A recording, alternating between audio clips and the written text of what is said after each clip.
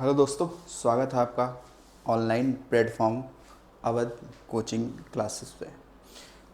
जैसे पता है आपको कि आगामी जो उत्तर प्रदेश पुलिस कांस्टेबल का जो एग्ज़ाम होना है, उससे संबंधित जो जीके और जीएस के क्वेश्चनों की एक जो श्रृंखला है आपके सामने डेली लेकर हम लोग आते हैं ताकि आपका एग्ज़ाम बेहतर हो सके। तो जैसे आज Uttar Pradesh police model paper जो होगा वो 7 होगा, यानी कि 7वें नंबर का होगा। यानी इससे पहले 6 क्लासेस अपलोड की जा चुकी हैं, तो आप वहाँ पर देख सकते हैं, समझ सकते हैं और अपने एग्ज़ाम की बेहतर तैयारी कर सकते हैं। ठीक है, तो आज हम लोग पढ़ने वाले हैं 38 क्वेश्चनों की एक श्रृंखला जीके जीएस की। ठीक है, जो मॉडल पेपर होगा कैसा, उत्तर प्रदेश पुलिस का। ठीक है, तो चलिए आज देखते हैं भाई पहला क्वेश्चन आज का क्या है। पहला क्वेश्चन आज दे रखा है कि किस राज्य में पंचायती राज प्रणाली नहीं है। ठीक है, देखा क्या कि किस राज्य में पंचायती राज प्रणाली नहीं लागू है। ठीक है, क्या वो सिक्किम है, हिमाचल प्रदेश है, नागालैंड है या फिर गोवा है। देखिए ये है कहाँ पर, तो ये लागू नहीं है कहाँ पर, नागालैंड में लागू नहीं है। कहाँ पे नहीं है, नागालैंड में लागू ये नहीं है।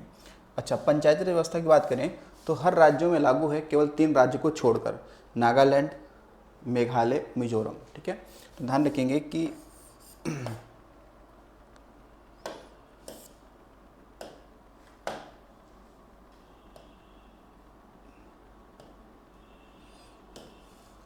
ध्यान रखेंगे कि नागालैंड,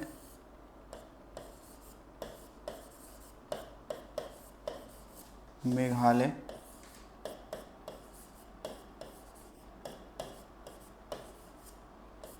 वो मिजोरम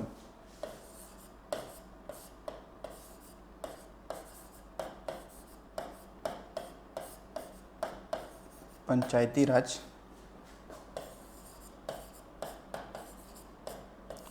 व्यवस्था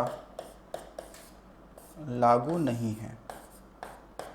ठीक है, यहाँ पे व्यवस्था लागू नहीं है। 3 राज्यों में हालांकि नहीं है। ठीक है, बाकी जगह हर जगह है। ठीक है, बाकी हर जगह राज्यों में है। ठीक है, तो चलिए हम बात करते हैं क्यों, क्योंकि यहाँ पे आप देखेंगे तो वहाँ पे जिला परिषद जो होता है ना वो काम करता है। ठीक है, देखिए पंचायतों का गठन,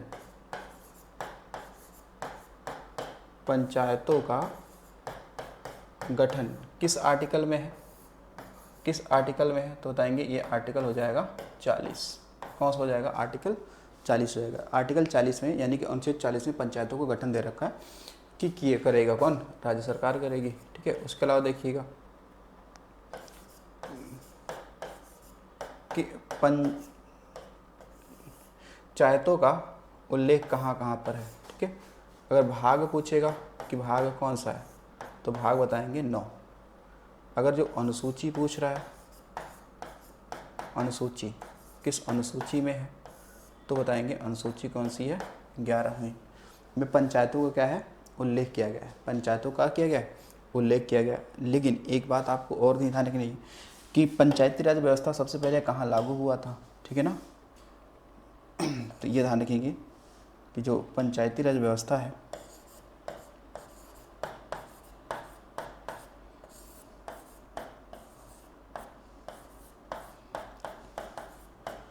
प्रणाली सर्वप्रथम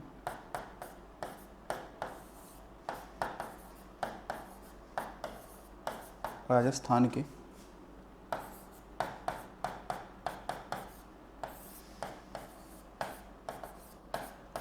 नागौर जिले के बगदरी गांव में इसे लागू किया गया था। सर्वप्रथम किसने लागू किया था, कब किया था, तो ये लागू किया था JL नेहरू द्वारा किया गया था। ठीक है, कब किया गया था, 2 अक्टूबर 1959 को लागू किया गया था। ठीक है, 1959 को लागू किया गया था। आगे ये निम्नलिखित घटनाओं का सही क्रम क्या है, यानी कि सबसे पहले कौन हुआ और फिर इसके बाद में कौन हुआ। ठीक है, रॉलेग एक्ट, गांधी इरविन समझौता, मार्ले मिंटे सुधार, इल्बर्ट बिल विवाद। ये देखो ये तो आया था कब, 1883 में। ठीक है, किसके समय आया था, तो जो लॉर्ड रिपन थे ना, रिपन के समय आया था ये, रिपन के समय आया था, क्योंकि लॉर्ड रिपन जो थे इल्बर्ट बिल विवाद के संबंध में 1884 में इन्होंने इस्तीफा भी दे दिया था, ठीक है ना, इस्तीफा भी दे दिया था। तो अब देखिएगा जरा यहाँ पर इनके अगर सनों के देखा जाए तो कौन भाई, कब रॉलक एक्ट तो कब आया था, ये आया था सन 1919 में आया था। गांधी ने समझौता कब हुआ था, ये 1931 में हुआ था। मार्ले मिंटो सुधार अधिनियम अगर देखा जाए तो ये कब आया था, तो ये 1909 में आया था, जिसमें मुस्लिमों के लिए पृथक निर्वाचन की व्यवस्था की गई थी, ठीक है। तो कह रहा है सही क्रम लगाओ, तो सबसे पहले कौन आएगा, 4 आएगा, पहले कौन आएगा, 4 आएगा। फिर इसके बाद में आप देखेंगे तो यहाँ पर गांधी इरविन समझौता आएगा, 2 आएगा। फिर रॉलक एक्ट आ जाएगा, ठीक है। फिर इसके बाद में मार्ले मिंटो, अच्छा ये देखो, ठीक है, पहले 4 आ गया, उसके फिर कौन आएगा, फिर देखो ये आएगा मार्ले मिंटो सुधार अधिनियम आएगा, यानी कि 3 आएगा। फिर उसके बाद में आपका रॉलक एक्ट आएगा, ठीक है। उसके बाद में गांधी इरविन समझौता आ जाएगा ये। तो ये ऑप्शन कहाँ दिख रहा है, 4 3 1 2, 4 3, ठीक है। अच्छा ये नहीं आ रहा, यानी कि अगर देखेंगे तो पहले कौन आएगा, पहले इल्बर्ट भी आएगा, ठीक है, उसके बाद में 3 आएगा, ठीक है। फिर कौन सा आएगा आपका 1 आएगा, ठीक है। फिर इसके बाद में गांधी इरविन समझौता आएगा, ठीक है। तो ये ऑप्शन नहीं है क्या, तो 4 3 1 आएगा, ठीक है ना। तो सही है ना, एक बार देखो इल्बर्ट के बाद 4 हो गया, उसके बाद में कौन आएगा, मार्ले मिंटो सुधार आ जाएगा, ठीक है। फिर रॉलक एक्ट आ जाएगा, फिर गांधी इरविन समझौता आ जाएगा, यानी ये ऑप्शन क्या होगा आपका, सही होगा। तो यहाँ पे 4 3 2 1, ठीक है। तो 4 3 1 यहाँ पे कर लेंगे 2, ठीक है। तो ये ऑप्शन आपका सही हो जाएगा, ऑप्शन नंबर 2, ठीक है। चलिए अगला क्वेश्चन देखिएगा, सबसे छोटी नदी कौन सी है, कावेरी, कृष्णा, नर्मदा और सोन। सबसे छोटी पूछ रहा, यानी कि लंबाई के आधार पे पूछ रहा होगा, सबसे छोटी क्या है, लंबाई के आधार पे पूछ रहा होगा, ठीक है। तो सबसे जो सबसे कम लंबाई है उसकी कौन सी है, कावेरी की है, कृष्णा की है, नर्मदा की है या फिर सोन की है।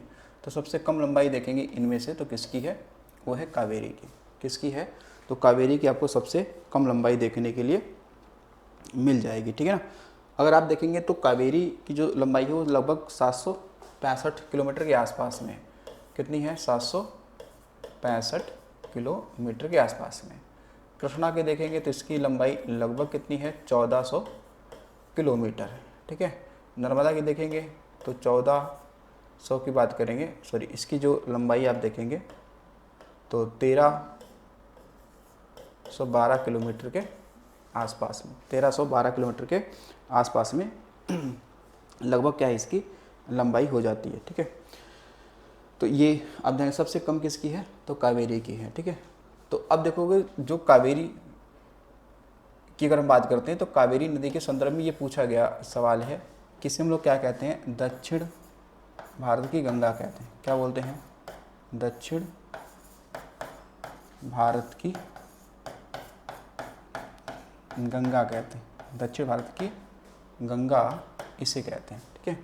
उसके अलावा कावेरी नदी पर आप देखेंगे तो इस पर आप देखेंगे तो मेट्टूर बांध है। कौन सा बांध है, मेट्टूर बांध बना गया है, जो कि कहाँ पे है, तमिलनाडु में है ये बांध, मेट्टूर बांध। इसके अलावा इसी पे आप देखेंगे तो KRS बांध है, यानी कृष्ण राज सागर बांध है। कौन सा है, कृष्ण राज सागर बांध है, लेकिन ये कहाँ पे है, ये कर्नाटक में है, ठीक है, ये कर्नाटक में है। कावेरी नदी का जो उद्गम की अगर बात करेंगे, उद्गम तो ये कहाँ से होता है, तो बताएंगे ये ब्रह्मगिरी पहाड़ी, ब्रह्मगिरी पहाड़ी है कहाँ पर, तो कुर्ग जिला कहाँ है, कर्नाटक में। यहाँ से ये नदी क्या होती है, निकलती है, ठीक है। चलिए अगला क्वेश्चन देखिए।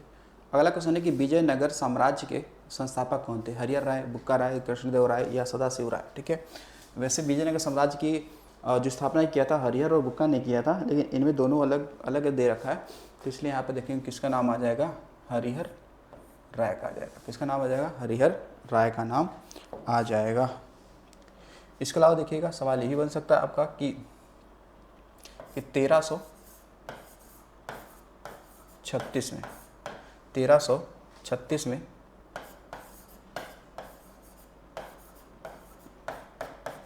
विजयनगर की स्थापना, ठीक है,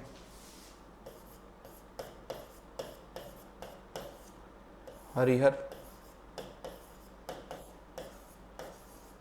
और बुक्का ने की थी। ठीक है,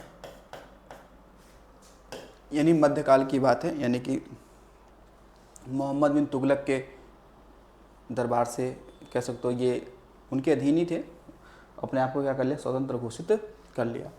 अच्छा, जो विजयनगर है, विजयनगर, तो ये जो विजयनगर वर्तमान में देखा जाए तो इसे हम्पी कहते हैं। कर्नाटक में ये हिस्सा है, वर्तमान में ये क्या है, हम्पी, जो कि क्या था, विजयनगर साम्राज्य जो था वो तुंगभद्रा नदी के तट पे था, तुंगभद्रा नदी के तट पे था। तो आपने पढ़ा था कि साउथ इंडिया यानी कि दक्षिण भारत की सबसे बड़ी नदी परियोजना कौन सी है? तुंगभद्रा। साउथ इंडिया यानी कि दक्षिण भारत की सबसे बड़ी नदी परियोजना का क्या नाम है? तो है तुंगभद्रा। ठीक है, तुंगभद्रा। अब देखिए विजयनगर साम्राज्य जो है इस पे 4 वंश, विजयनगर साम्राज्य जो है इस पे 4 वंशों ने क्या किया था? शासन किया था। कितने वंश आए? 4 वंश आए थे। देखेंगे, एक तो आपको मिलेगा कौन सा? संगम वंश। कौन सा? संगम वंश आया। ठीक है, फिर आपका सुलु वंश आया, सुलु वंश आया, फिर तुलु वंश आया, फिर अरिवडु वंश आया। ठीक है ना, इसमें बोलते हैं क्या? अरिवडु वंश। ठीक है, अरिवडु वंश या, तो ये 4 वंशों ने क्या किया था? इस पर शासन किया था। चलिए आगे देखिएगा। अगला है कि किसके शासनकाल में इब्न बतूता भारत आया था? इल्तुतमिश, मोहम्मद बिन तुगलक, इब्राहिम लोधी या अकबर? तो देखिए ये किसमें ऑप्शन सही क्या हो जाएगा? तो हो जाएगा मोहम्मद बिन तुगलक। क्या हो जाएगा? मोहम्मद बिन तुगलक। तो मोहम्मद बिन तुगलक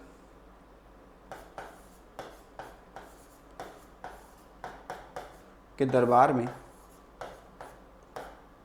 1333 में आया, में ये आया था। ठीक है, 1333 में ये आया था। मोहम्मद बिन तुगलक ने क्या किया था? इब्न बतूता को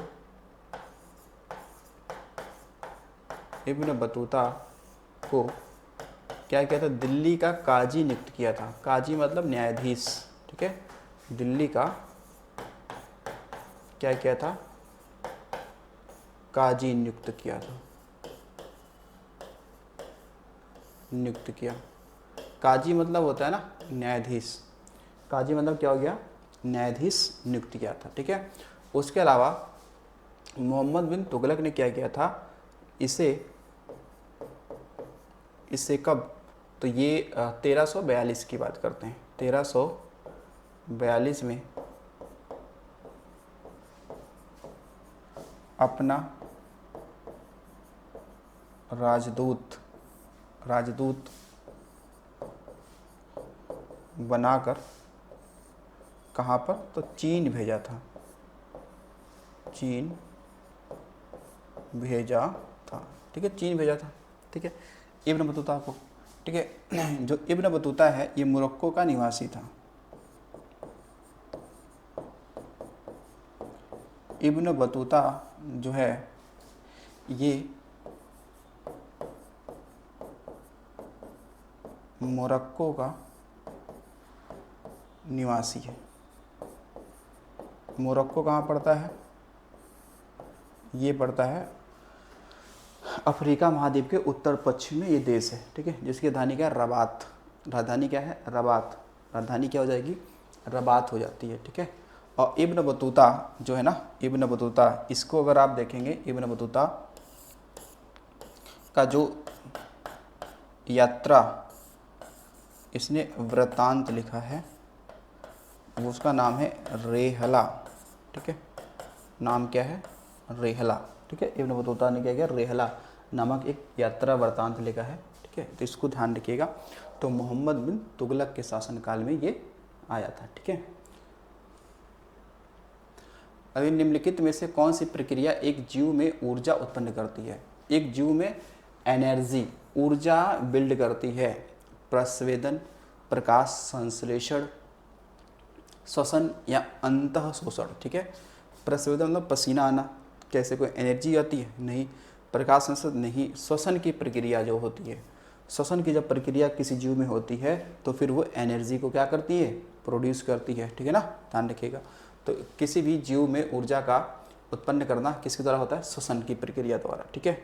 इसमें भारत में निम्नलिखित में से किस क्षेत्र में धान की फसल के 3 मौसम पाए जाते हैं।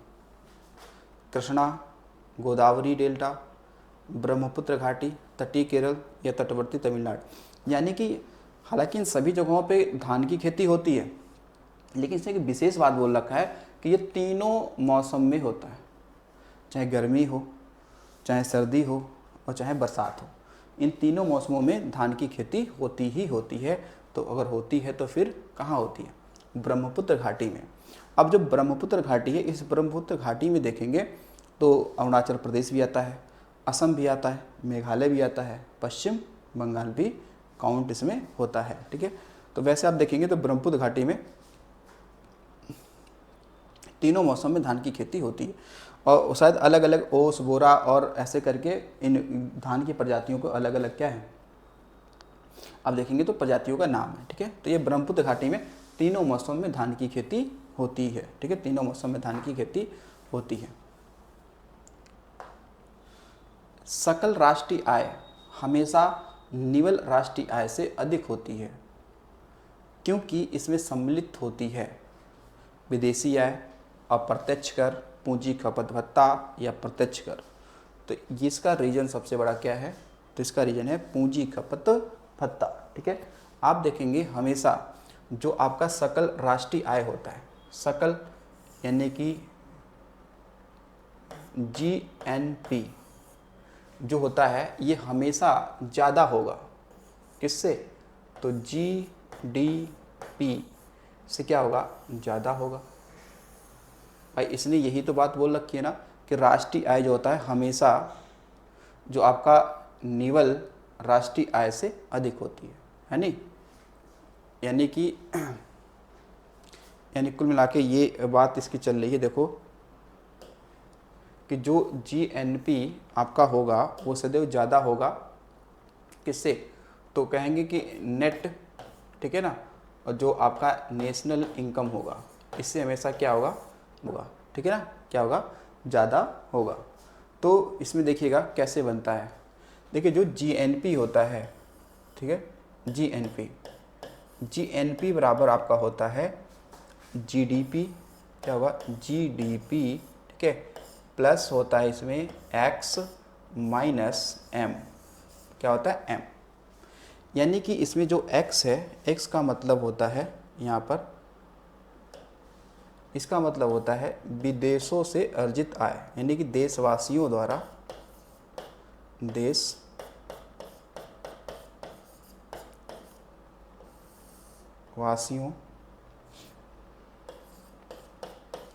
द्वारा विदेशों से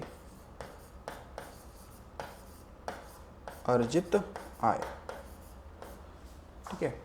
तो आपको अगर ये निकालना है, GNP निकालना है, तो आपको GDP में जोड़ना पड़ेगा क्या, देशवासियों द्वारा जो बाहर में रह के लोग पैसे भेजते हैं वो ऐड करना पड़ेगा। लेकिन M क्या है, M ध्यान रखिएगा कि M जो होता है कि हमारे देश में विदेशों के लोगों द्वारा जो अर्जित आय है उसको निकाला जाता है, ठीक है ना। तो देखना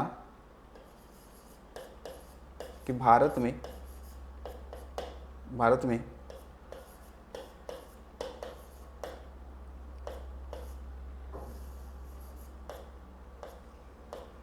विदेशियों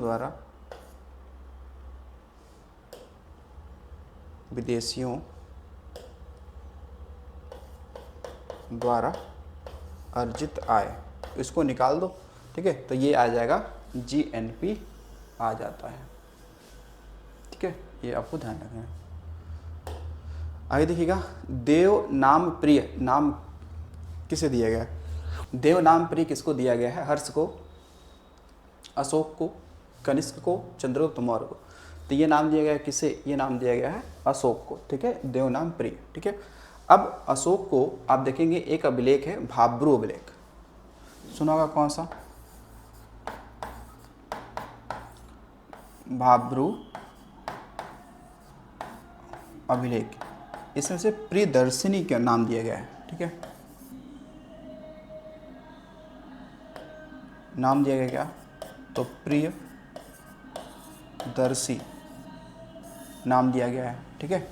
फिर आप देखेंगे एक आपको मास्की अभिलेख मिलेगा, मास्की अभिलेख मिलेगा, इसमें इसको नाम दिया गया है बुद्ध शाक्य का नाम दिया गया है, बुद्ध शाक्य का मतलब उपाधि या टाइटल इसको दिया गया है, ठीक है, बुद्ध शाक्य की क्या दी गई? उपाधि दी गई है, ठीक है। तो ये आपको ध्यान रखना अशोक के संदर्भ में, ठीक है। तो अशोक के बारे में सवाल ये एक बड़ी इंपॉर्टेंट बनता है कि अशोक के, ध्यान रखिएगा कि 13वें शिलालेख में, 13वें शिलालेख में कि कलिंग युद्ध का वर्णन है, कलिंग युद्ध के बारे में उल्लेख किया गया है, ठीक है। अगला देखिएगा, निम्नलिखित में से किनके बीच तक्षशिला शहर अवस्थित है? ठीक है, सिंधु और झेलम, झेलम और चिनाब, चिनाब और रावी, रावी और व्यास। ये मैंने चर्चा किया है आपसे पहले भी, ठीक है ना, वहाँ पर। तो ये इसके लिए सही आंसर क्या होगा? इसके लिए सही आंसर क्या है? सिंधु और झेलम। क्या? सिंधु और झेलम। तो आप देखेंगे इस तरीके से, एक नदी ये है भाई, एक नदी ये है। ऊपर वाली नदी कौन सी है? ऊपर वाली नदी है सिंधु, और नीचे क्या है आपका? झेलम। नदी कौन सी है? झेलम। और आप देखेंगे कि इसी के बीच में यहाँ पर क्या है आपका? तक्षशिला है। कौन है? तक्षशिला है। और ये कहाँ पे है? अच्छा, जो तक्षशिला आप देखेंगे आपने तक्षशिला, तो ये आप देखेंगे ये है कहाँ पर, ठीक है। तो ये आपकी एक कह सकते हैं कि वहाँ पर एक शहर पड़ता है, राजधानी, या फिर कह सकते हैं जिला। आप देखें तो ये जो तक्षशिला है ये शायद प्राचीन समय कांधार जो हुआ करता था ना, उसकी राजधानी हुआ करती थी, ठीक है, उसकी राजधानी होती है। मुझे एग्जैक्ट याद नहीं आ रहा है कि तक्षशिला जो है ये शायद रावलपिंडी वहाँ पे एक जिला है शायद, वहाँ पे है, ठीक है। तो तक्षशिला ये सिंधु और झेलम नदी के बीच में है। कहाँ पर? तो पाकिस्तान में है, ठीक है। तो तक्षशिला बहुत ही फेमस या प्रसिद्ध एक क्या था? प्राचीन काल में एक विश्वविद्यालय था, ठीक है, एक विश्वविद्यालय था। चलिए आगे देखिएगा। अमीर खुसरो, जिन्हें कव्वाली का पिता एवं भारत का तोता भी कहा जाता है, किसके दरबार में दरबारी कवि थे?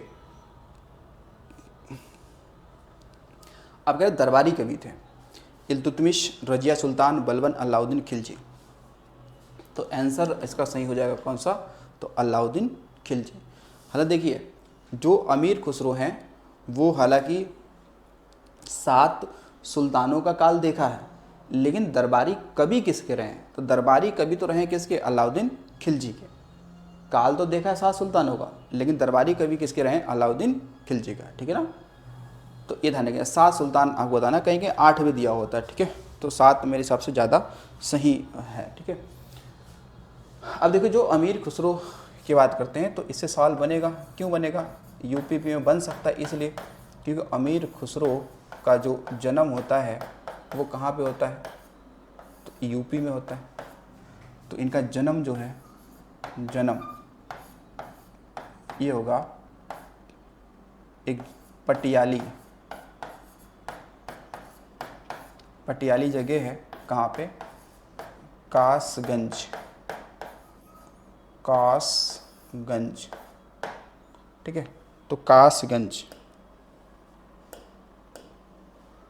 देखो कासगंज, तो कासगंज जिला है यूपी में, ठीक है ना। कासगंज जिला है यूपी में, जैसे पहले कभी काशी रामनगर भी कहते थे, जिले को कहते थे। तो यहाँ पे मैं जन्म अमीर खुसरो का, इनका जो कह सकते हैं मूल नाम था वो था अबुल हसन। मूल नाम क्या था, अबुल हसन, अबुल हसन। इनको हम लोग क्या मानते हैं, खड़ी बोली का जनक, खड़ी बोली, तबला, ठीक है, तबला, ठीक है। उसके अलावा पहेली,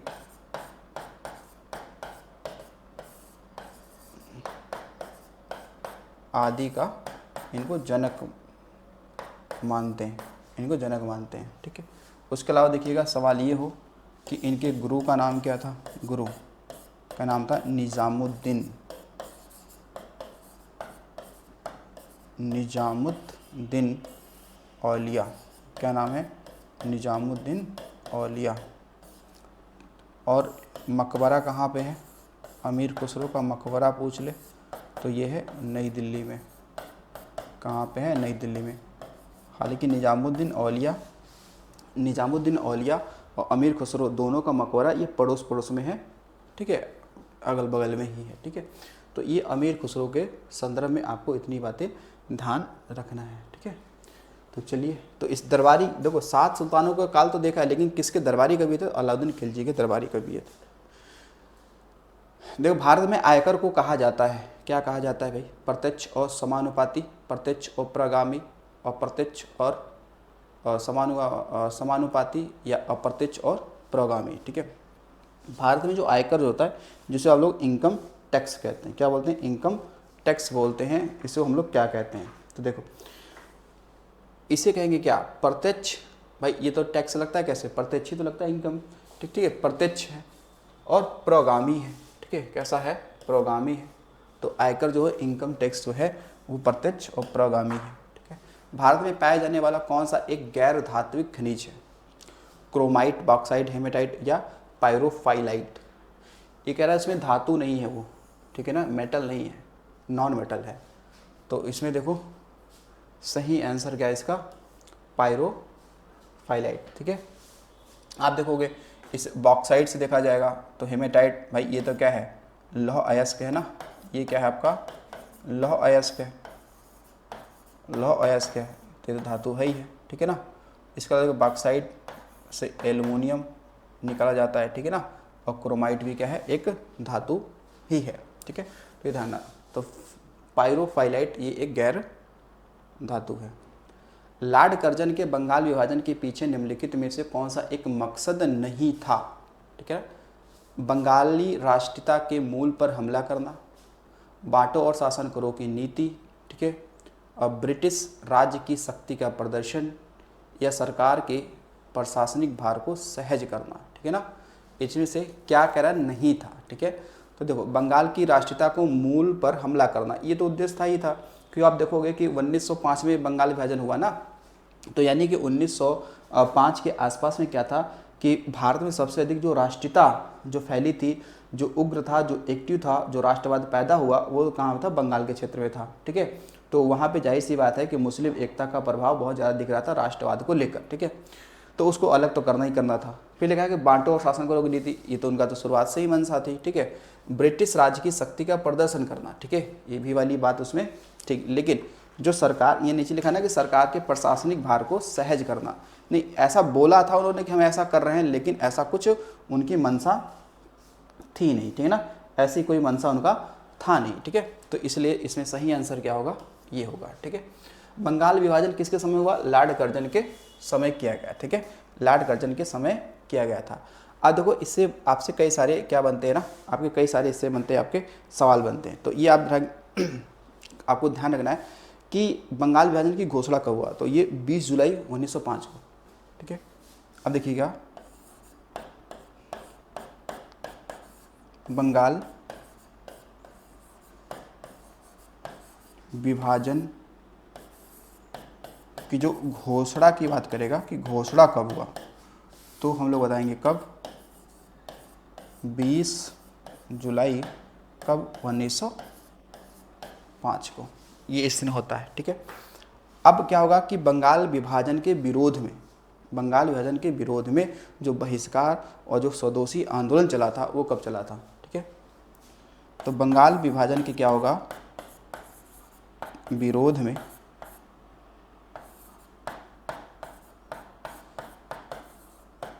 बहिष्कार व स्वदेशी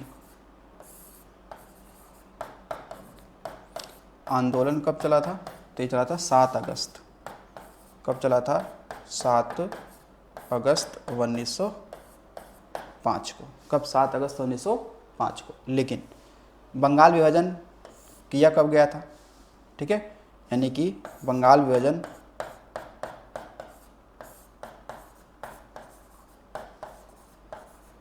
लागू कब हुआ या प्रभावी कब हुआ, तो ये हुआ था कब, तो आप देखेंगे 16 अक्टूबर 1905 को। कब हुआ था, 16 अक्टूबर 1905 को हुआ था। ठीक है, तो ये पूछा गया सवाल है लागू कब होता है बंगाल विभाजन। ठीक है, और पूछा जाएगा कि आपसे कि जब 16 अक्टूबर 1905 को क्या हुआ, बंगाल विभाजन की घोषणा कर दी, मतलब निर्णय लिया गया कि हाँ कि ठीक है, और कर दिया, उस दिन कर भी दिया गया 16 अक्टूबर को। तो रविन्द्रनाथ टैगोर के आह्वान पर क्या किया गया था कि वहाँ पर एक दूसरे के हाथों में राखी बांधी गई और एकता को प्रदर्शित किया गया। ठीक है, इस चीज़ को, तो ये 16 अक्टूबर ध्यान रखिएगा। फिर अब बंगाल विभाजन रद्द भी होगा 1911 में। ठीक है, बंगाल विभाजन रद्द भी होगा, बंगाल विभाजन। अब पूछा जाए कि रद्द कब हुआ, तो रद्द होने की बात आएगी तो ये 1911 में हुआ। उस समय कौन था, गवर्नर कौन था, तो लॉर्ड हार्डिंग द्वितीय ये था। ठीक है ना, उस समय गवर्नर था ये। ठीक है, आगे जाते हैं। अगला है कर्क रेखा कहाँ से गमन करती है, भारत और ईरान, भारत और सऊदी अरब, ईरान और पाकिस्तान, ईरान और इराक। तो कर्क रेखा देखो भारत और सऊदी अरब से क्या करती है, गमन करती है, या यहाँ से जाती है। भारत और सऊदी अरब कौन हो जाएगा, भारत और सऊदी अरब हो जाएगा इसमें। ठीक है, कर्क रेखा, कर्क रेखा के बारे में जानते हैं। कर्क रेखा किसे हम लोग कहते हैं, कर्क रेखा किसे कहते हैं, 23.5 डिग्री उत्तरी अक्षांश को कर्क रेखा बोलते हैं। ठीक है, कर्क रेखा बोलते हैं। महाराष्ट्र में 1900 में विनायक दामोदर सावरकर द्वारा स्थापित गुप्त समाज को कहा जाता था, अनुशीलन समिति, मित्र मेला, डेक्कन शिक्षा समिति या सत्यशोधक समाज। तो ये कहा जाता था मित्र मेला। क्या कहा जाता था, मित्र मेला कहा जाता था। बाद में ये मित्र मेला आगे चलकर क्या होगा, अनुशीलन समिति का रूप ले लेगा। ठीक है, बाकी ये गणेश उत्सव मनाने के सिलसिले में ये मित्र मेला को शुरू किया गया था। ठीक है, जबकि आप देखेंगे सत्यशोधक समाज की स्थापना, ठीक है, सत्यशोधक समाज की स्थापना कौन करेंगे, तो एक दलितों के लिए या नीच जातियों के लिए बहुत ही प्रसिद्ध व्यक्ति जो हैं उनके द्वारा ये शुरू किया गया था। ठीक है ना, अभी ध्यान नहीं आ रहा, ये बताते हैं किसके द्वारा शुरू किया गया था। अगला है वन खंड एक प्रमुख पर्यावरण संसाधन है, भारत का कितना भूभाग क्षेत्र वन क्षेत्र के अंतर्गत आता है, 10%, 20%, 25% या 33%। ठीक है, अब कह रहे हैं भारत में कितना भू क्षेत्र वन क्षेत्र के अंतर्गत आता है। ठीक है, तो ये अप्रॉक्स में दे रखा है, तो इसके अकॉर्डिंग देखा जाएगा तो 25%।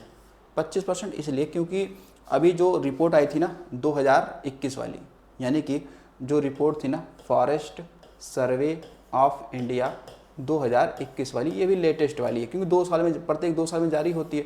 23 वाली अभी आई नहीं है। तो इसके अकॉर्डिंग भारत में कुल लगभग इतना परसेंट पर क्या है, क्षेत्रफल है वन पर, यानी 24.56% पे क्या है, आप देखेंगे फॉरेस्ट एरिया है। तो लगभग ये अप्रॉक्स 25 के आसपास है। ठीक है, ये 25 के आसपास में, तो यही आंसर सही हो जाएगा। ठीक है, जबकि पर्यावरण को अनुकूल बनाने के लिए, ठीक है, पर्यावरण जो अनुकूल बनाने के लिए, जो पारिस्थितिकी तंत्र है उसको अनुकूल बनाए रखने के लिए किसी भी भूभाग पर 33% एरिया पर वन होने चाहिए। ठीक है, तो ये ध्यान रखिएगा कि पारिस्थितिकी जो तंत्र है उसको संतुलन करने के लिए किसी भी भूभाग का या किसी भी देश में कितना परसेंट पे 33% एरिया पे फॉरेस्ट होना चाहिए। ठीक है, लेकिन हमारे भारत में इससे भी क्या है, कम है। यानी किसी भी देश में न्यूनतम फॉरेस्ट एरिया इतना होना चाहिए 33%, लेकिन हमारे भारत में देखेंगे इससे भी कम है, लगभग 24 के आसपास। चलिए अब देखिएगा, श्रीरंगपट्टनम की लड़ाई में अंग्रेजों ने किसे पराजित किया था? हैदर अली, पेशवा माधवराव, टीपू सुल्तान, पेशवा बाजीराव। ठीक है, तो यहाँ पर क्योंकि श्रीरंगपट्टनम कहाँ पड़ता है, ये पड़ेगा कर्नाटक में। ठीक है, तो इसका संबंध किससे है? टीपू सुल्तान से, क्योंकि आपने ये भी देखा था कि टीपू सुल्तान 1799 में क्या हुआ था, जो आपका क्या था, फोर्थ आंग्ल युद्ध था, आंग्ल मैसूर युद्ध, मैसूर युद्ध में क्या हो गया, निधन हो गया था इसका, क्या हो गया, निधन हो गया। ठीक है, टीपू सुल्तान। दूसरे आंग्ल मैसूर युद्ध में हैदर अली का निधन हो गया। अगला देखिएगा, निम्नलिखित में से कौन सही सुलभित नहीं है? आंधी उत्तर प्रदेश, काल वैसाखी पश्चिम बंगाल, लू उत्तर पश्चिम भारत, आम्र वर्षा उड़ीसा। तो यानी कि ये कुछ स्थानीय चक्रवाती वर्षाएं हैं, तो इसमें सही आंसर नहीं है किसका, आम्र वर्षा का, देखो नहीं है। ठीक है ना, हालांकि अगर मैं बात करूं, कुछ की बात करूं, तो देखिएगा ऊपर की चीज़ें सही हैं। देखो, अगर सवाल हम ये बनाए कि आम्र वर्षा, आम्र वर्षा यानी मैंगो शॉवर, ये कहाँ पे होता है, तो ये होता है केरल में, जो आमों को पकने में जल्द सहायता प्रदान करता है। दूसरा है क्या, फूलों वाली बौछार, क्या है, एक भैया फूलों वाली बौछार, कौन सा है, बौछार। तो ये कहाँ पे होता है, ये कह सकते हैं केरल व कर्नाटक, कहवा क्षेत्र में। कहाँ पे, कहवा क्षेत्र में। तो यानी कि केरल और कर्नाटक और उसके आसपास में जो भी कहवा यानी कॉफ़ी का उत्पादन वाला एरिया उत्पादन होता है, उसके क्षेत्र में ये होता है फूल वाली बौछार। इसमें क्या होता है कि कहवा के फूल जल्द खिलने लगते हैं जब ये वर्षा होती है तब। ठीक है, बाकी तीसरे की बात करते हैं। देखिए तीसरा आपका एक है नार्वेस्टर। ठीक है, एक चलता है नार्वेस्टर। तो नार्वेस्टर जो हवा चलता है ये धनों पूर्वी भारत में चलता है। ठीक है, कहाँ चलता है, ये पूर्वी भारत। तो पूर्वी भारत में कहाँ, तो खासकर ओडिशा में। कहाँ पर, ओडिशा में ये हवा चलती है। ठीक है ना, और बाकी आप यहाँ पे देखेंगे काल बैसाखी, ये पश्चिम बंगाल में ये चलता है काल बैसाखी, क्योंकि काल का मतलब होता है प्रचंड, बैसाखी मतलब बैसाख, तो बैसाख बैसाख। ठीक है ना, चैत बैसाख यानी कि हिंदी का दूसरा महीना कौन सा, बैसाख। तो बैसाख के महीने में जो पश्चिम बंगाल में जो हवाएं चलती हैं नमी युक्त, उसे कहते हैं क्या, उसे कहते हैं हम लोग काल बैसाखी। क्या बोलते हैं, काल बैसाखी कहते हैं। बाकी आपने लू का, तो जैसे हम लोग उत्तर भारत में रहते हैं, तो उत्तर भारत में हमने देखा है लू चलती है, यानी कि गर्म और शुष्क पीड़ादायक पवन है लू। ये देखेंगे तो आप इधर से पंजाब से लेकर बिहार तक का, पंजाब से लेकर बिहार तक का ये लू हम अनुभव कर सकते हैं। और सबसे अधिक लू जो चलती है वो यूपी से लेकर पटना के बीच में चलती है, सबसे तेज लू चलती है। ठीक है, तो ये कुछ क्या है, आपकी स्थानीय वर्षाएं हैं जो एक केवल एक पैसिफिक क्षेत्रों में होगा, पूरे भारत में ये वर्षा नहीं होती है, इनका प्रभाव नहीं रहता है। आगे देखिएगा, भारत के भीतर और बाहर दोनों क्रांतिकारी की सक्रिय भूमिका निभाने वाले एकमात्र भारतीय राजकुमार कौन थे? राजा कुंवर सिंह, राजा महेंद्र प्रताप, छत्रपति साहू जी, नाना साहब। तो ये कौन है, ये तो है राजा महेंद्र प्रताप। तो राजा महेंद्र प्रताप आप देखेंगे तो अफगानिस्तान में रहकर भी इन्होंने क्रांतिकारी गतिविधियाँ की संचालन किया है, और भारत में तो रहकर इन्होंने किया ही क्या है, बनारस वाले क्षेत्र में रहकर। ठीक है, तो ये ध्यान रखेंगे। तो नाना साहब के बारे में आप जानते हैं क्या? नाना साहब ने 1800 सवाल पूछेगा कि नाना साहब ने 1857 की क्रांति में मुगलों को अपना क्या घोषित किया था? तो अपने आप को पेशवा घोषित किया था। ठीक है, पेशवा घोषित किया था मुगलों के अधीन। उत्तर प्रदेश का बीज प्रमाणीकरण ब्यूरो कहाँ है? आलम बाग, इलाहाबाद, सुल्तानपुर, गौरीगंज। तो ये तो आलमबाग में है, लखनऊ में। कहाँ पे है? लखनऊ में है, ठीक है, आलमबाग लखनऊ में। गौरीगंज तो अमेठी का मुख्यालय है। ये क्या है? अमेठी का मुख्यालय है। अमेठी का क्या लगता है? गौरीगंज मुख्यालय लगता है, ठीक है। सुल्तानपुर जो है ये गोमती नदी के किनारे है। सवाल पूछा गया है, गोमती नदी के किनारे है, ठीक है। इलाहाबाद को जानते हो? इलाहाबाद में आपको मिलेगा क्या? खुसरो बाग। क्या मिलेगा? खुसरो बाग। इसे कहते हैं अमरूद नगरी, संगम नगरी, ईश्वर का निवास स्थान, ठीक है, त्रिवेणी संगम, ठीक है। अकबर का किला कहाँ पे है? सब इलाहाबाद में है। भारतीय संविधान को माना गया है क्या? क्या संघीय माना गया है? क्या एकात्मक माना गया है? कि संसदीय माना गया है? या रूप विधान में संघीय और भावना में एकात्मक? तो वैसे हमारा संविधान देखेंगे तो बड़ी बीच का मामला, भारतीय संविधान का मामला बीच वाला रहता है, ठीक है ना, कोई एक बिल्कुल रूढ़िवादी वाला नहीं, ठीक है। तो क्या है कि अगर संविधान में देखोगे तो नियम कानून के तरीके से संघीय है और भावनात्मक रूप से क्या है? एकात्मक है। कैसा है? एकात्मक है। इस चीज़ को हमें ध्यान रखना होगा। चलो अब आते हैं कि निम्नलिखित में से किसने सभी 3 गोलमेज सम्मेलनों में क्या लिया है? भाग लिया है। गोल सम्मेलनों में क्या लिया? भाग लिया। मदन मोहन मालवीय, एनी बेसेंट, महात्मा गांधी या बी आर अम्बेडकर। भाग तो हालांकि सभी ने लिया है, लेकिन तीनों में किसने भाग लिया है? तो बी आर अम्बेडकर ने लिया है, दलित वर्ग से, ठीक है, ठीक है। हर एक वर्ग से जाते थे कहाँ पे? लंदन जाते थे। गोलमेज सम्मेलन कहाँ पे हुआ था? तो ये लंदन में हुआ था। कहाँ हुआ था? लंदन में हुआ था। अब देखिए कि यहाँ पे ये 3 हुए थे ना, कितने हुए थे? गोलमेज सम्मेलन 3 हुए थे, ठीक है। राउंड टेबल जो कॉन्फ्रेंस थी, ठीक है ना,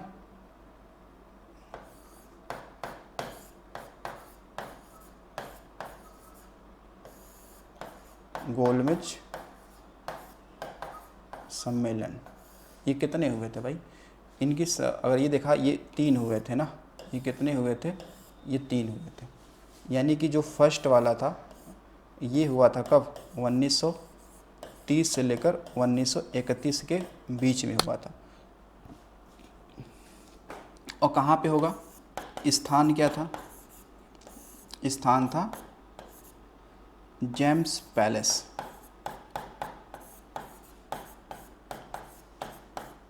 जेम्स पैलेस कहाँ पर? लंदन, ठीक है ना। उद्घाटन किसने किया? उद्घाटन कौन करेगा? तो जो जॉर्ज पंचम, जॉर्ज पंचम। जबकि अध्यक्षता किसने किया? अध्यक्षता किसने किया? तो वो किया था रैमजे मैकडोनाल्ड। रैमजे कौन होंगे? मैकडोनाल्ड, इन्होंने किया था, अध्यक्षता की थी, ठीक है। हालांकि ये क्या था, उस समय तत्कालिक पीएम थे वहाँ के, ठीक है ना। इसमें कितने सदस्यों ने भाग लिया था फर्स्ट टाइम? तो फर्स्ट टाइम ज़्यादा लिया था, 89 लोगों ने भाग लिया था इसमें। किसने? 89 लोगों ने टोटल भाग लिया था, ठीक है। अब इसके अलावा आप देखिएगा किसमें सवाल आपसे एक और पूछा जा सकता है। सवाल ये पूछा जा सकता है इसमें,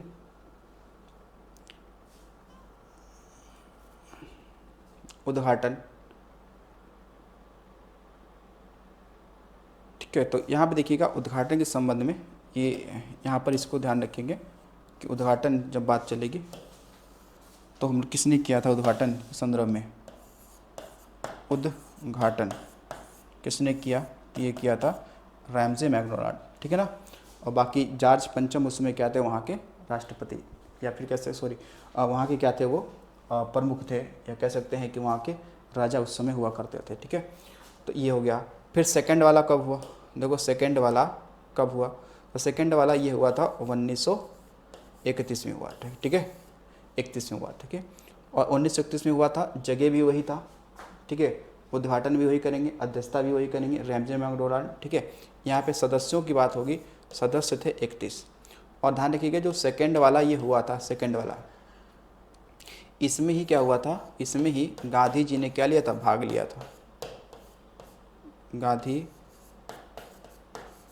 जी ने क्या लिया था? भाग लिया था। या फिर कांग्रेस ने भाग लिया था, ठीक है, क्योंकि कांग्रेस की तरफ से यही गए थे गांधी जी, ठीक है। और फिर इसके बाद में जो ये है थर्ड वाला जो है, थर्ड वाला है ये 1931 से लेकर 1932 तक होता है। कब होता है? 1932 तक होता है, ठीक है। तो इसमें भी आप देखेंगे तो इसमें 31 सदस्य थे। कितने सदस्य शामिल थे? इसमें टोटल 31 सदस्य आपके क्या हो गए थे? शामिल हो गए थे, ठीक है। तो इन सबको आपको इतना क्या रखना है? ध्यान रखना है। अगर थर्ड वाली की हम लोग बात करते हैं, थर्ड में कितने लोग शामिल हुए थे? तो 46 लोग शामिल हो गए थे, ठीक है। तो ये चीज़ ध्यान रखिएगा। चलिए अगला क्वेश्चन देखते हैं हम लोग, क्वेश्चन नंबर 24। अगला है कि C2H6 किस प्रकार का हाइड्रोकार्बन है? एल्केन, एल्कीन, एल्कोहल या एल्काइन, ठीक है। तो ये क्या है? एल्केन, ठीक है। ये क्या है? एल्केन है, ठीक है, एल्केन है।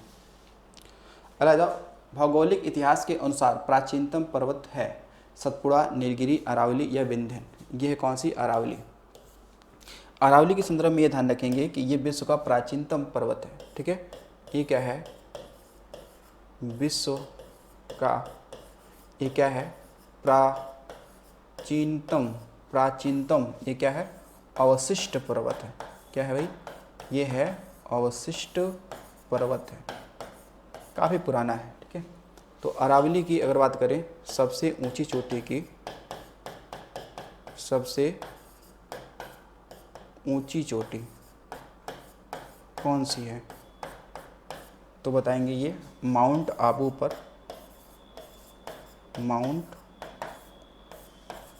पर कौन सा है? तो वो है गुरु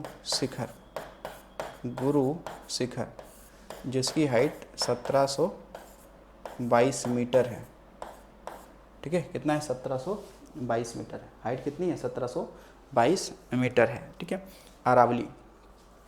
और माउंट आबू पे ही देखेंगे आप तो यहाँ पे दिलवाड़ा का जैन मंदिर है। इसी पहाड़ी पे क्या है? माउंट आबू पे दिलवाड़ा का जैन मंदिर है, ठीक है, जैनों से संबंधित है, ठीक है। सतपुड़ा की सबसे ऊंची चोटी का नाम क्या है? इसका है धूपगढ़। सबसे ऊंची चोटी धूपगढ़ चोटी, जिसकी हाइट कितना है? 1350 मीटर की, 1350 मीटर की है, ठीक है। नीलगिरी पहाड़ी की सबसे ऊंची चोटी कौन सी है? तो बताएंगे दोदा बेट्टा, लगभग 2637 मीटर की हाइट की है, ठीक है। और कहाँ पे है? तमिलनाडु में है। कहाँ पे है? तमिलनाडु में है, ठीक है। विंध्यन की सबसे ऊंची चोटी है गुडविल पीक। क्या है? गुडविल पीक या सद्भावना शिखर, या क्या हो जाएगा? सद्भावना शिखर। अब देखिएगा, मौलिक अधिकारों को लागू करने के लिए संविधान किसे विशेष उत्तरदायित्व सौंपा है, ठीक है ना। कि अगर मूल अधिकार को लागू करना है तो इसके लिए किसकी जिम्मेदारी है? लागू कराना। देखो, नियम कानून बनाना तो ठीक है, संसद का काम है, ठीक है। उसको लागू कराना, उसका निरीक्षण करना, ठीक है, वो कौन सा होता है? उसको जांच करना। देखो, जांच करने का काम जो होता है वो उच्चतम न्यायालय का होता है, ठीक है।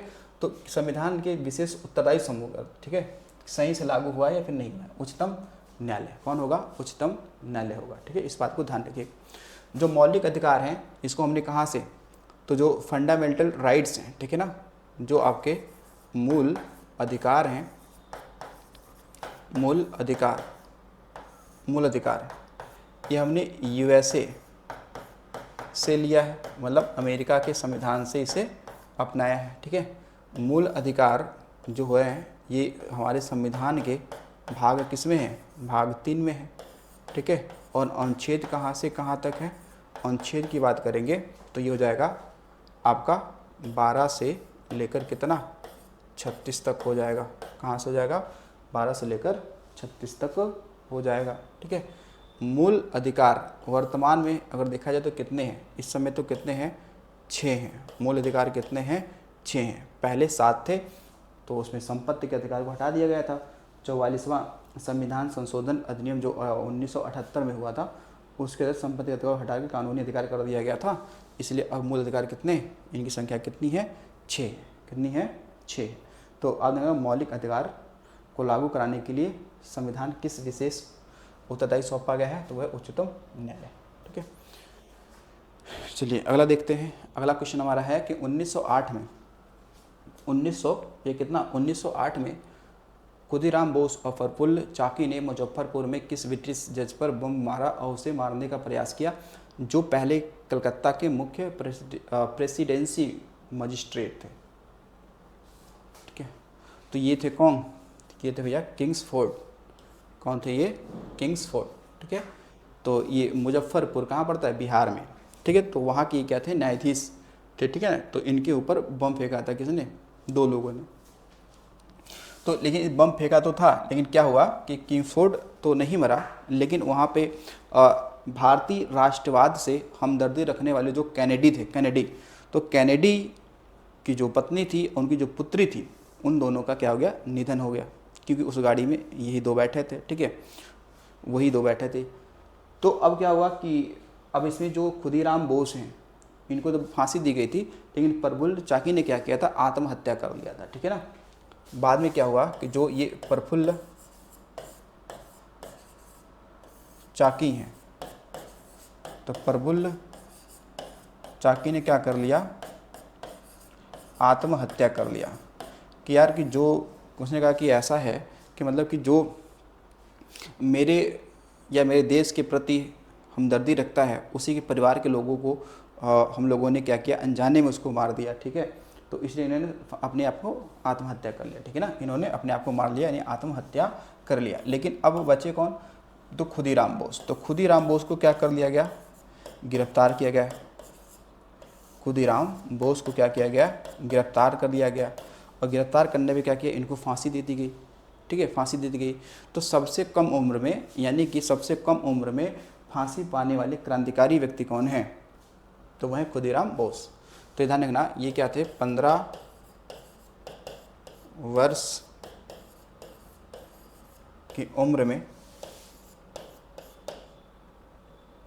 इनको फांसी मिली थी, फांसी मिली थी। तो सबसे कम उम्र में शहीद होने वाला व्यक्ति कौन है? क्रांतिकारी कौन है? तो खुदीराम बोस। कौन है? खुदीराम बोस। आगे देखिएगा, वन्य जीव सप्ताह। वन्य जीव सप्ताह कब मनाया जाता है? तो ये मनाया जाता है अक्टूबर माह में मनाया जाता है, 2 से 8 तारीख के बीच में, यानी कि पूरे 7 दिनों तक मनाया जाता है वन्य जीव सप्ताह। ठीक है, वन्य जीव सप्ताह। एक पौधे की पत्ती में किस प्रकार के कोशिकाओं में क्लोरोफिल रहता है? पेरेनकाइमा में, कोलेनकाइमा में, स्क्लेरेनकाइमा में, या जाइलम में? ठीक है, तो इसके लिए सही आंसर क्या है? ये है पेरेनकाइमा। क्या है? पेरेनकाइमा। ठीक है, जाइलम जो होता है, इसका तो क्या होता है? इसका काम होता है कि जो जड़ें हैं, जड़ों से क्या करना कि जो जल है उसको पौधे के अन्य भागों में ले जाना। ठीक है ना, इसका काम क्या है? इसका काम होता है कि जड़ से जल पौधों के अन्य भाग में ले जाना, ये इसका क्या होता है? काम होता है। ठीक है, जाइलम का। और जो फ्लोएम होता है वो क्या करता है कि जो पत्तियां होती हैं उनसे जो लवण है, जो भोजन है, उसको अन्य भागों में भोजन को ले जाना, ये इसका काम होता है। ठीक है, अच्छा, क्लोरोफिल की ये बात आई ना, क्लोरोफिल की बात आई है, तो इसके बारे में ध्यान रखना कि क्लोरोफिल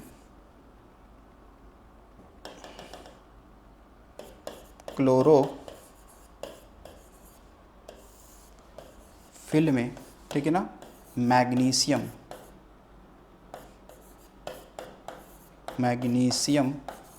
धातु पाई जाती है, धातु पाई जाती है। ठीक है, ये ध्यान, मैग्नीशियम धातु पाई जाती है, ये बहुत इंपॉर्टेंट है। Mg, क्या? Mg पाई जाता है, मैग्नीशियम धातु पाई जाती है। ठीक है, चलो आगे देखिएगा। अगला क्वेश्चन है कि नालंदा प्राचीन शिक्षण एवं मठ एक केंद्र कब नष्ट हो गया? ठीक है, इसे कब नष्ट कर दिया गया था? 6ठी शताब्दी में, ठीक है, या 980 ईस्वी में, 1200 ईस्वी में, 1527? तो आप देखेंगे ये 1200 ईस्वी में, लगभग ये 1200 ईस्वी ही है। ठीक है, क्योंकि 1197 ईस्वी में, ठीक है ना, 1197 ईस्वी में। तो ये लगभग लेके जाएंगे तो ये 1200 ही हो जाएगा, ठीक है। तो 1197 ईस्वी में, ठीक है। किसने, तो आप बताएंगे बख्तियार खिलजी, बख्तियार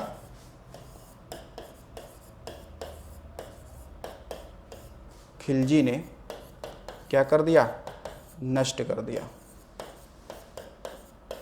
नष्ट कर दिया, ठीक है ना, ये नष्ट कर दिया। नालंदा है कहाँ पे, तो आप देखेंगे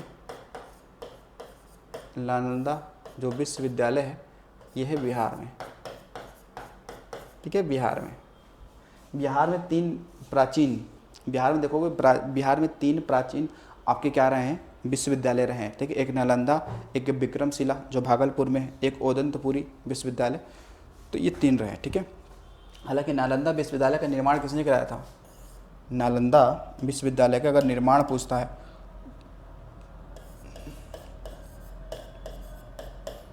निर्माण पूछता है तो बताएंगे कौन, कुमारगुप्त। कौन है, कुमारगुप्त, ठीक है। जबकि विक्रमशिला विश्वविद्यालय की स्थापना किसने कराया था, विक्रमशिला विश्वविद्यालय की स्थापना किसके द्वारा किया गया था, तो ये भागलपुर में है। कहाँ पे है, भागलपुर बिहार, जिसे सिल्क सिटी कहते हैं। इसका निर्माण कराया था धर्मपाल ने, धर्मपाल किसने कराया था, धर्मपाल ने कराया था, ठीक है। पाल वंश का शासक था ये धर्मपाल, ठीक है, इसने कराया था। अगला देखो क्वेश्चन है, अगला क्वेश्चन है कि भारतीय संसद के नए भवन को किस वास्तुकार ने डिजाइन किया था, रवि मोदी, विमल राय, विमल पटेल, डी राधाकृष्णन। देखो यहाँ पे आपको ध्यान रखना है विमल पटेल। कौन है, विमल पटेल, विमल पटेल। इस और भी ध्यान रखना है यहाँ पर आपको कि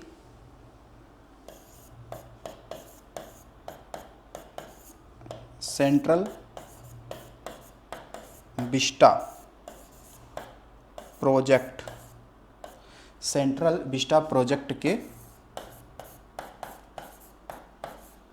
तहत, ठीक है ना,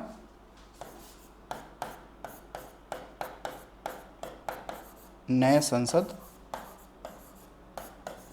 भवन का निर्माण किया गया था, ठीक है ना। अब देखो जो नई संसद भवन बनी है ना, ये लगभग कैसे त्रिभुजाकार है, कैसी त्रिभुजाकार है, कैसी त्रिभुजाकार है। लेकिन आपने देखा अभी कुछ दिन पहले वीडियो वायरल हो रहा था नई संसद भवन की, कि नई संसद भवन देखा जा रहा था, वो पानी टपक रहा था। जब अभी दिल्ली में कुछ दिन पहले जो बाढ़ आई थी तो देखा तो उस संसद भवन में पानी गिर रहा है, जबकि नया संसद भवन बना है, ठीक है। तो हमें लग रहा कि संसद भवन अंदर से लीक है, अगर देखा जाए तो बाहर सारे पेपर लीक हो रहे हैं, है नहीं। तो ऐसी सरकार की क्या है, नीतियाँ हैं, है नहीं। तो इस बात को ध्यान रखना है। तो सेंट्रल विस्टा प्रोजेक्ट के तहत नए संसद भवन का निर्माण किया गया है, ठीक है।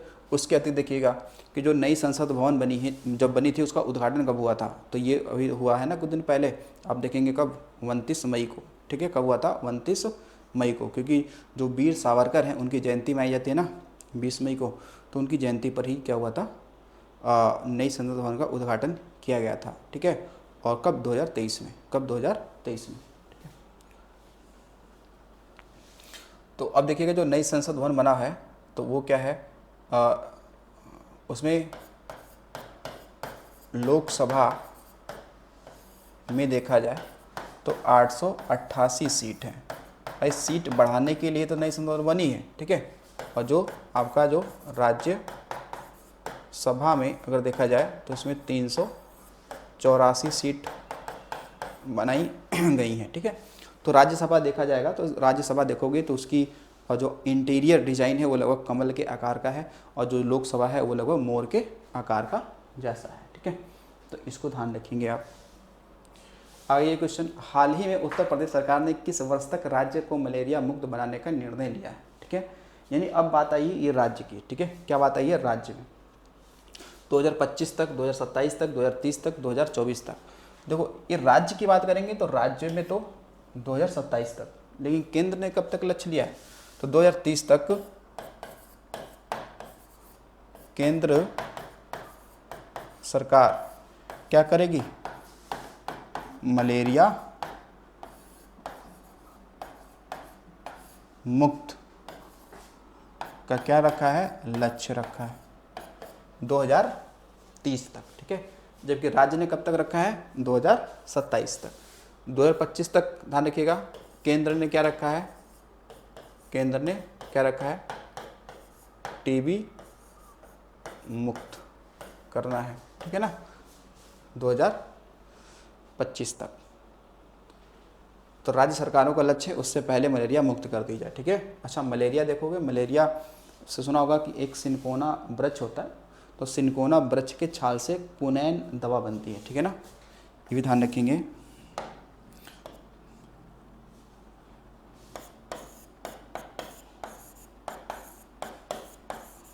सिनकोना वृक्ष के छाल से कुनैन दवा बनती है। तो जो कुनैन दवा है ये बड़ी ही कारगर होता है किसके लिए, मलेरिया के लिए। तो मलेरिया की दवा बनती है, किसकी बनती है, मलेरिया की दवा बनती है, ठीक है। इसको आपको ध्यान रखना है। अगला क्वेश्चन देखिए, अगला क्वेश्चन है, हाल ही में चर्चा में रहा नेग्लेरिया फाउलेरी है एक जलप्रपात, एक रोगाणु जनित रोग, एक खुफिया संगठन या एक अमीबा। तो देखो ये क्या है, एक अमीबा है, ठीक है, अमीबा। तो जो अमीबा होते हैं इनका आकार कैसा होता है, अनिश्चित होता है। कैसा होता है, अनिश्चित होता है, ठीक है, अनिश्चित होता है। तो ये करंट अफेयर का सवाल है, ये ध्यान रखेंगे। अगर हाल ही में 50वां G7 शिखर सम्मेलन का आयोजन कहाँ किया गया है, ठीक है, जापान में किया गया है, ठीक है, क्या जर्मनी में किया गया है, क्या फ्रांस में किया गया है, क्या फिर इटली में किया गया है। तो ये देखो कहाँ पे किया गया है, किस नंबर का है, 50वें नंबर का। अच्छा, जो आपका G7 है, ठीक है, जो G7 की हम लोग बात करते हैं, तो जो G7 आपने पढ़ रखा होगा इसके बारे में कि जो G7 को हम लोग कहते हैं ग्रुप ऑफ 7, ठीक है, यानी कि विश्व के 7 जो विकसित, जो डेवलप्ड कंट्री हैं उनका अपना क्या एक संगठन है, ठीक है, उनका एक संगठन है, ठीक है। तो आप देखेंगे तो ये अभी 2024 में ही ये कहाँ पे हुआ है, तो ये हुआ है कहाँ पे, इटली में हुआ है। कहाँ पे हुआ है, इटली में हुआ है। तो G7 में कितने सदस्य हैं, 7 हैं, वो विकसित देश, ठीक है, क्या है, विकसित देश हैं, ठीक है। आगे देखिएगा, विश्व दूर संचार एवं सूचना समाज दिवस कब मनाया गया है, 16 मई 2024, 27 मई 2024, 28 मई 2024 या 19 मई 2024, ठीक है। तो इसके लिए जो सही आंसर होगा वो क्या है, 17 मई 2024। कब है, 17 मई 2024। ये है विश्व दूर संचार दिवस, ठीक है। अच्छा, भारत में दूर संचार को कौन रेगुलेट करता है, वो कहता है ट्राई, यानी कि telecom regulate authority of India, ठीक है।